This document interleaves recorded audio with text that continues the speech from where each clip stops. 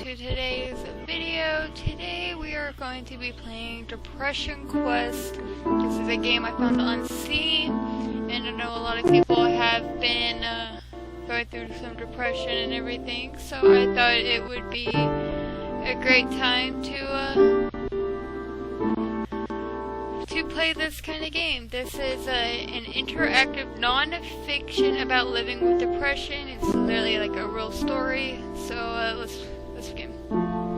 Its emotional character is probably mostly indescribable, except as a soft double bid in which any / all of the alternative we associate with human agency.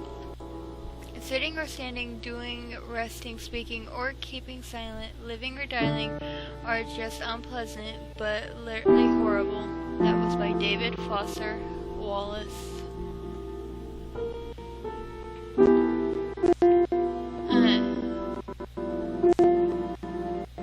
Now, this game is literally just about someone, and this is explaining it. It's a life of someone dealing with depression. It is early on a Monday morning. You are a mid-20s human being, and your significant other is named Alex, who you are rather fond of, that you have been seeing yesterday for the past few months. The rest of your circle consists of a variety of friends. You meet Dave with like boring the parts of rent. You'd like to do something more with your life, and as would your parents, but you are still proceeding to figure out what that means or what to do about it. Dealing with multiple issues, like dealing with these difficulties. You feel like it's your fault, and on bad days you feel innerly angry and down on yourself for being lazy. But you're not quite sure how to break out of it or how other people deal with these feelings, and seems very functional. You spend a lot of nights fluctuating and thinking about this, but you never seem to do anything about it on the other than lose sleep.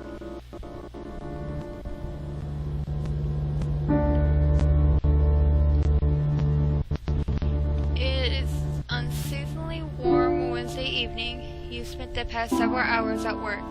The past week or you found your job motivation flagging more than usual.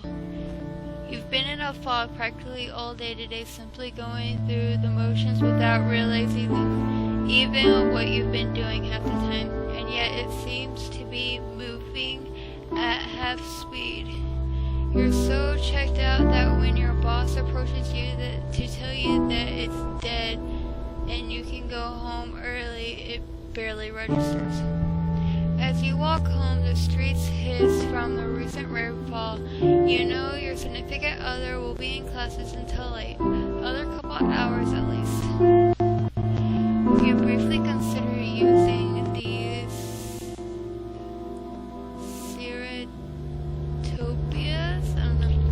solitude to catch up on the project that you have been working on hazardly in the past month. As soon as you think about work that awaits you at home, you can feel a panic creeping up from your back of your brain, unbidden.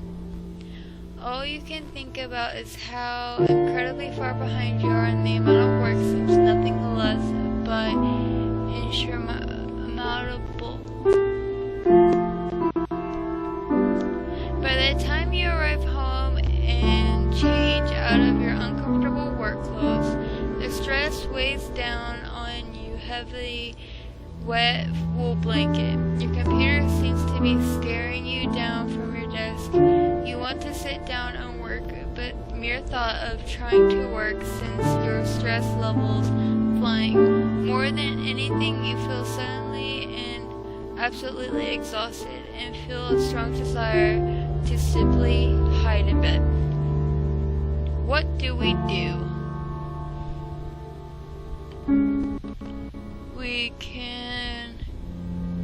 We can't order some food.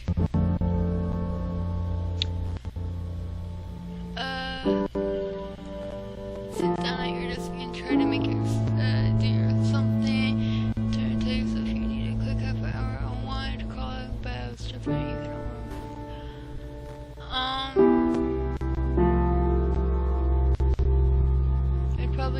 what does it say down here? You are depressed, interaction is exhausting, and you are becoming more and more withdrawn. You are currently seeing a therapist. You are not currently taking medications for depression. Okay, so we're not taking medications, seeing a therapist, and we became more, well, if I was in this situation, I would unwind, but normally it'd be best to make yourself do something. So let's see what happens.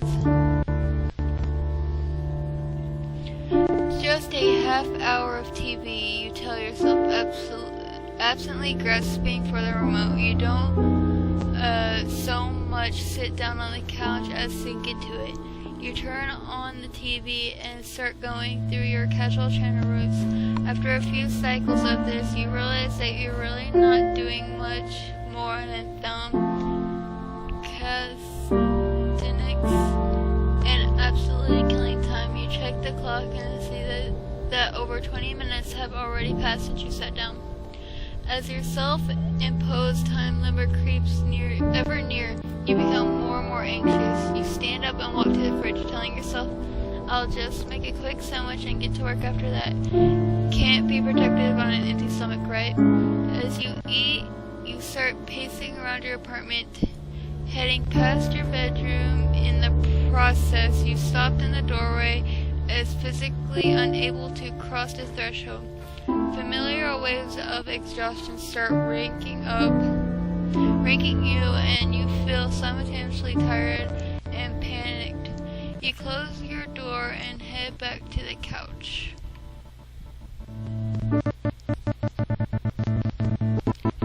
It is still early, yet you tell yourself as long as you get to work in an hour, you have plenty of time to be productive. As you flip the channels and let a CSI and Jeopardy reruns wash over you, you sink deeper into the couch, feeling once encroached upon and shielded by being quite literally swallowed up by.